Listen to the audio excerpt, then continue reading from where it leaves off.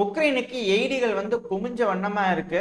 இப்ப திரும்பவும் Netherlands அறிவிச்சுக்கிறாங்க 350 million ஈரோ அளவுக்கான எய்டு உக்ரைனுக்கு நாங்க தரோம். இதுல 150 மில்லியனுக்கு வந்து பாத்தீங்கன்னா ஆர்ட்லரி ஷெல்களுக்கு, 200 மில்லியன் வந்து பாத்தீங்கன்னா ட்ரோன்களுக்காக அலோகேட் பண்ணிக்கிறோம் அப்படிங்கிறதோட நெதர்லாந்து தரப்புன்னு சொல்லிக்கிறாங்க. அப்புறம் போன பதிலே சொல்லியிருப்போம், அமெரிக்காவோட நேஷனல் செக்யூரிட்டி அட்வைசரான ஜெய்க் சுலைமான் அவர்கள் உக்ரைனுக்கு வந்திருக்கான்னு சொல்லியிருந்தோம் இல்லையா? அந்த டைம்ல பத்திரிகையாளர் சந்திப்பப்போ வந்து பாத்தீங்கன்னா அவர் தெளிவா ஒரு விஷயம் சொல்லிக்கிறாரு, உக்ரைன் ஜெயிச்சே ஆகும் அப்படிங்கிறது போல. ஆனா இது அந்த அளவுக்கு தெளிவில்லைங்களே அப்படிங்கிறதுல சொல்லிக்கிறாங்க. ஏன்னா உக்ரைன் ஜெயிச்சே ஆகும் அப்படின்னு சொல்லியிருக்கிறாங்க. ஜெயிக்கர்னா அதுக்கான கண்டிஷன்ஸ் என்ன, உக்ரைனோட பகுதிகளை மீட்டெடுப்பாங்களா இல்லை எப்படி, எந்த மாதிரியான கண்டிஷன் அப்படிங்கிறது போல ஒரு கேள்விகள் வந்திருக்கு. இது போல விடைகள் கிடைக்காத மாதிரி அந்த கேள்விகள் பல வர மாதிரியான பதில்களை சொல்லிட்டு சமீப காலமே இந்த அமெரிக்காவோட ரெப்ரஸன்டேட்டிவ்ஸ்லாம் ஓடிடுறாங்க அப்படிங்கிறது போல குற்றச்சாட்டுகள்லாம் வருது. இதுக்கு ஏதாவது விளக்கம் ஜோக் சுலைமான் அவர்கள் தரப்புல இருந்து கிடைக்குதா அப்படிங்கிறது பொறுத்து வந்து பார்ப்போம். அப்புறம் போன பதிலேயே பார்த்துருந்தோம் இல்லையா, உக்ரைன் வந்து ரஷ்யா மேல தாக்குதல் பண்ணிக்கிறாங்க பெல்கிராட் பகுதியிலாண்ட. அப்ப ரஷ்யா என்ன சும்மாவா இருப்பாங்க? அவங்களோட X-35 அதாவது KH-35 சொல்லுவாங்க இந்த க்ரூஸ் மிசைல் வந்து பாத்தீங்கன்னா உக்ரைனோட கர்கிவ் பகுதியில தாக்குதல் பண்ணிக்கிறாங்க. இதனால சிவிலியன்ஸ் இறந்துட்டாங்க, 5 பேர்த்துக்கிட்ட இறந்துட்டாங்க, 4 பேர்த்துக்கிட்ட காயமடைஞ்சிச்சு அப்படிங்கிறது போல கணக்குகள் வந்துட்டு இருக்கு. இது டைமா அப்டேட் ஆகிட்டு இருக்கு, மாறிக்கிட்டு இருக்கு. பட் ஆனால் சிவிலியன்ஸ் பாதிப்படைஞ்சிருக்காங்க அப்படிங்கிறதோட உக்ரைன் தரப்புன்னு சொல்றாங்க. ஆனால் ரஷ்ய தரப்பு என்ன சொல்றாங்கன்னா, போன பதில ஒரு வீடியோ பதிவு காமிச்சிருப்போம், அதாவது உக்ரைனோட ட்ரூப்ஸ்ன்னு சொல்லிட்டு மேற்குலக நாடுகளோட ட்ரூப்ஸ் உள்ள வந்து பெல்கிராட் பகுதியில் தாக்கிட்டு இருக்கிறாங்கன்னு, அவங்களாம் அங்கே தங்கி இருந்தாங்க, அதை நாங்கள் தெரிஞ்சுக்கிட்டு அது மேலே குண்டை போட்டோம் அப்படின்னு ரஷ்ய தரப்பு சொல்றாங்க. எது தரப்புலையும் சொல்றதை நம்ம உங்ககிட்ட சொல்லியாச்சு, நீங்க தான் கூட்டி கழிச்சு பார்த்து எது சரி எது தப்புங்கிறத முடிவுகள் எடுத்துக்கணும். ஆனா உக்ரைனோட அதிபரான ஜெலன்ஸ்கி அவர்கள் தரப்பு வந்து என்ன ஒரு ஸ்டேட்மெண்ட் வருதுன்னா, இதை விட ப்ரிசைஸா நாங்க தாக்குதல் பண்ணுவோம் பாருங்க அப்படிங்கிறத மிரட்டல் விட்டுக்கிறாரு. இவர் மிரட்டல் விட்டாருன்னா அவ்வளவுதான், ரஷ்ய அதிபரான விளாடிமிர் புட்டின் அவர்கள் 2 நாளைக்கு பங்கர்ல இருந்துருவாங்க அப்படிங்கிறாங்க. என்ன நடக்க இருக்கு அப்படிங்கிறத பொறுத்து வந்து பார்ப்போம். அடுத்தது ரஷ்யா உக்ரைனோட டின்ப்ரோவிஸ் பொப்லாஸ் பகுதியில் வந்து பாத்தீங்கன்னா ஒரு தாக்குதல் பண்ணிக்கிறாங்க. இதுவும் ப்ரிசைஸ் தாக்குதல் அப்படின்னு ரஷ்ய தரப்புல சொல்றாங்க. ஆனா உக்ரைன் தரப்பு வந்து என்ன சொல்றாங்கன்னா, அது ஒரு வீடுங்க, அந்த வீட்டுல இருக்கக்கூடிய அப்பா அம்மா தங்கச்சி குழந்தை அப்படின்னு ஒரு குடும்பம் ஃபுல்லாவே பாதிப்படைஞ்சிருக்காங்க, கிரிட்டிக்கலான சுச்சுவேஷன்ல இருக்கிறாங்க அப்படிங்கிறத உக்ரைன் தரப்பு வந்து குற்றச்சாட்டு வைக்கிறாங்க. ஏன் இந்த இடத்துக்கு ப்ரிசைஸா தாக்குதல் பண்றாங்க அப்படிங்கிறதையும் புரிஞ்சுக்க முடியுது. ஏன்னா இதுக்கும் மேற்குலக நாடுகள் கிட்டே வீடியோ இருக்குதுங்க. இப்போ ஒரு வீடியோ பதிவு லோட் ஆயிருக்கும், அதை நீங்க பாத்தீங்கன்னா தெரியும். இது பிரான்ஸ் மீடியான்றாங்க, பட் எந்த நாட்டோட மீடியான்னு தெரியல. ஒரு மீடியா தரப்பு வந்து ஒரு போட்டிருக்கிறாங்க, வீடியோ பதிவு போட்டிருக்காங்க. நார்மலா இந்த நியூஸ் சேனல்ல டெலிகாஸ்ட் பண்ணுவாங்க, டெலிகாஸ்ட் பண்ணும்போது பிரான்ஸோட ட்ரூப்ஸ் எங்க டிப்ளாய் ஆயிருக்கும் அப்படிங்கறது அவங்களே மார்க்கிங் பண்ணி இது போல டிவி சேனல்ல போடுறாங்க. ஏங்க சரி ஓகே, செய்யறது செய்றீங்க, லொக்கேஷன், இருக்கக்கூடிய இடம், எந்த மாதிரியான பதுங்கு குழி, எந்த மாதிரியான ஆயுதங்கள், இது எல்லாத்தையும் நீங்களே தெளிவா கொடுத்துட்டீங்கன்னா ரஷ்யாக்கு இன்னும் சௌரியமா இருக்குமா இல்லையா அப்படின்ற ஒரு கேள்வி வருது. இதுக்கு தான் திமித்ரி மெத்வதேவ் அவர்கள் வாங்க பாத்துக்கலாம் அப்படிங்கிறது போல பிரான்ஸ் ட்ரூப்புக்கு அறைகூவல் விட்டாரு அப்படிங்கிறது சொல்லப்பட்டு வருது. ஆக ரஷ்யாவும் ஒரு சைட் தயாராயிட்டாங்க அப்படிங்கிறது புரிஞ்சுக்க முடியுது.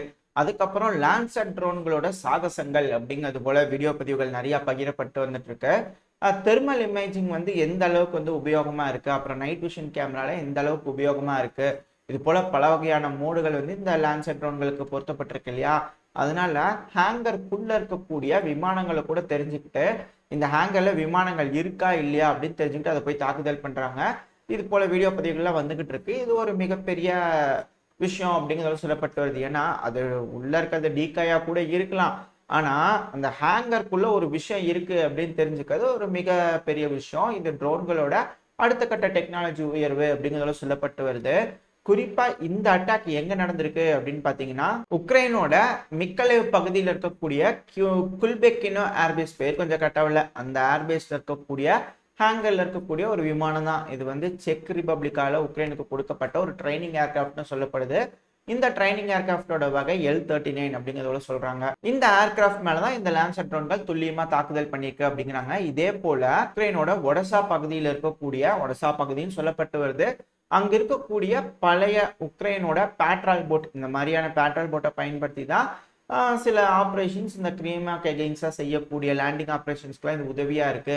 அது மட்டும் இல்லாமல் இந்த ஸ்னேக் ஐலாண்ட் இருக்கு இல்லையா, உக்ரைன்ல இருந்து ஸ்னேக் ஐலாண்டுக்கு போக வரக்கூடிய பகுதிகளில் இந்த பேட்ரோல் போட்டை வச்சு உக்ரைன் சில ஆப்ரேஷன்லாம் பண்ணிட்டு இருக்காங்க அப்படிங்கிறத சொல்லப்பட்டு வருது. உக்ரைன் சர்ஃபேஸ் வெசல்களை, நேவல் சர்ஃபேஸ் ட்ரோன்களை அனுப்பி தான் ரஷ்யாவோட கப்பல்களை தாக்குறாங்க. ஆனா இப்போ உக்ரைன்ல ரஷ்யாவோட லான்சர் ட்ரோன்கள் பூந்து தாக்குதல் பண்ணிக்குது. இந்த லான்சர் ட்ரோன் தாக்குதல்னால அந்த ஷிப்பு ஃபுல்லா சேதாரமாயிடுச்சான்னு கேட்டீங்கன்னா இல்ல. ஆனா ரஷ்யா ஒரு விஷயத்த காமிச்சிருக்காங்க, எங்களால லான்சர் ட்ரோன்களை பயன்படுத்தி ஷிப்பை வந்து தாக்கி அழிக்க முடியும் அப்படிங்கிறது போல ஒரு விஷயத்த மேற்குலக நாடுகளுக்கு உணர்த்தி இருக்கிறாங்க அப்படிங்கிறதுல சொல்லப்பட்டு வருது.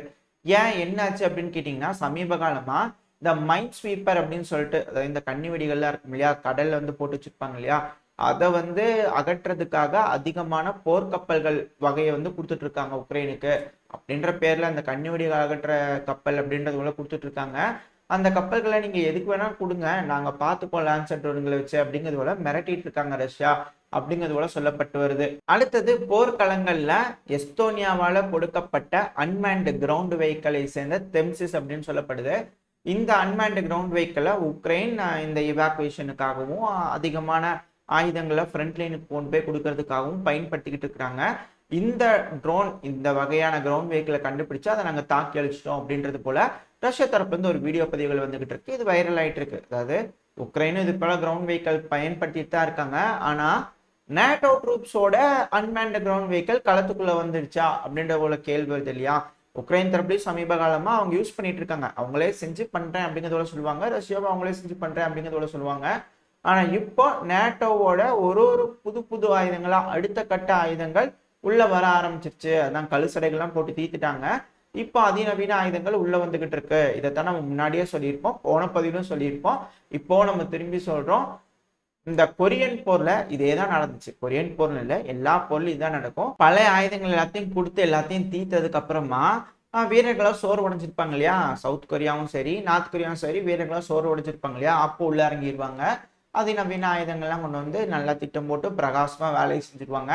அதே போல இங்கேயும் நடக்கும் அப்படிங்கிற ஒரு கணக்கு போட்டிருக்காங்க. நடக்குமா என்ன, நீங்க என்ன நினைக்கிறீங்க அப்படிங்கிறத மறக்காம கமெண்ட் செக்ஷன்ல சொல்லுங்க. இப்போ யூகே தரப்பு என்ன சொல்லிக்கிறாங்கன்னா, நாங்க ஒன்றும் உக்ரைனோட தோளோட தோல் சொல்றாங்க இல்லையா. ஆனா எழுதி வச்சுக்கோங்க, இவங்களே இன்னும் கொஞ்ச நாள் கழிச்சு, இன்னொரு 1 வருஷம் 2 வருஷம் கழிச்சு உக்ரைனுக்கு தோளோட தோல் நின்று நாங்க சண்டை பிடிக்க போறோம் அப்படின்னு இதே யூகே தரப்புல இருந்து கண்டிப்பா இன்னும் 2 வருஷத்துக்குள்ள, மேபி 6 மாசம் கழிச்சு கூட இருக்கலாம், இல்ல 1 வருஷம் கழிச்சு கூட இருக்கலாம், அவங்க தரப்புல இருந்து ஒரு ஸ்டேட்மெண்ட் கண்டிப்பா வரும். நடக்குதா இல்லையான்றதை பொறுத்து வந்து பாருங்க. அதுக்கடுத்து வந்து பாத்தீங்கன்னா திரும்பவும் பல நாடுகள் எப்பவும் போல எய்டு கொடுக்கறதுக்காக வந்திருக்காங்க. இந்த வரிசையில ஸ்பெயின் வந்து பாத்தீங்கன்னா லெப்பர்டு 2 வகை டேங்க்களை நம்ம உக்ரைனுக்கு கொடுக்குறோம் அப்படிங்கிறத சொல்லிக்கிறாங்க. அதுவும் 19 லெப்பர்டு 2 வகை டேங்க்களை கொடுக்கறதா சொல்லிக்கிறாங்க. இதுக்கு முன்னாடி எல்லாம் லெப்பர்டு 1 டேங்க்கள் கொடுத்துருந்தாங்க. அதுவும் சில சேஃப்டி ஃபீச்சர்ஸ்லாம் இல்லாம எப்படி வேலை செய்து என்ன மாதிரியான சர்க்கம்ஸ்டன்ஸ்ன்றதை தெரிஞ்சுக்கிட்டு இப்போ லெப்பர்டு 2 வகை டேங்க்களை கொடுக்குறாங்க. அப்போ என்ன நேட்டோ ட்ரூப்ஸ் பயன்படுத்துறதுக்காகவா அப்படின்ற கேள்வி வருது இல்லையா. அடுத்தது லுத்வேனியா வந்திருக்கிறாங்க. நாங்களும் உக்ரைனுக்கு புதிய எய்டு கொடுக்குறோம் அப்படிங்கிறது போல லுத்வேனியா தரப்புல இருந்து 35 மில்லியன் ஈரோ அளவுக்கான எய்டை நாங்க உக்ரைனுக்கு கொடுக்குறோம் அப்படிங்கிறத சொல்லிக்கிறாங்க. இதோட இந்த பதிவை நம்ம முடிச்சுக்கோம். இந்த பதிவு எப்படி இருந்துச்சு, உங்களுக்கு பிடிச்சிருக்கா, பிடிச்சுன்னா லைக் பண்ணிட்டு உங்க ஃப்ரெண்ட்ஸ் அண்ட் ஃபேமிலியோட ஷேர் பண்ணிக்கோங்க. அது கூடவே மறக்காம இந்த பதிவை பத்தின உங்களோட கருத்துக்களை கமெண்ட் செக்ஷன்ல சொல்லுங்க. இந்த பதிவு நல்லா இருந்திருக்கிற நம்பிக்கையில் அடுத்த பதிவில் உங்களை சந்திக்கிறேன். அது வரைக்கும் ஸ்டே சேஃப். Bye bye.